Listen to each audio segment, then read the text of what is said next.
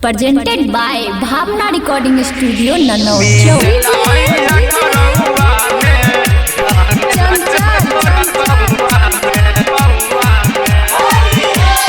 मिल अररिया में रहंगे लगे दुनु गलिया में मिल अररिया में रहंगे लगे दुनु गलिया में गोरे गाल के हम गलाली रेंग दबो एबर होलिया में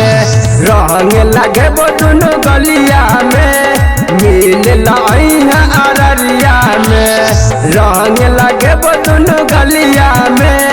मिल अररिया में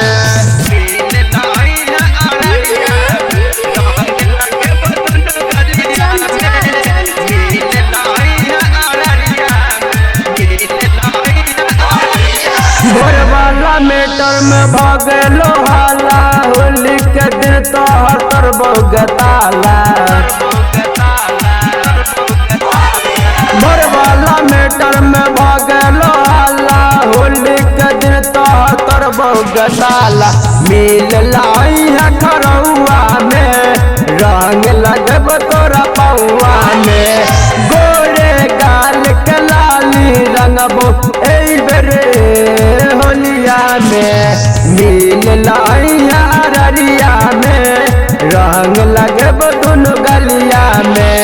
मिल अररिया में रंग लगब दुनु गलिया में रंग लगब दुनु गलिया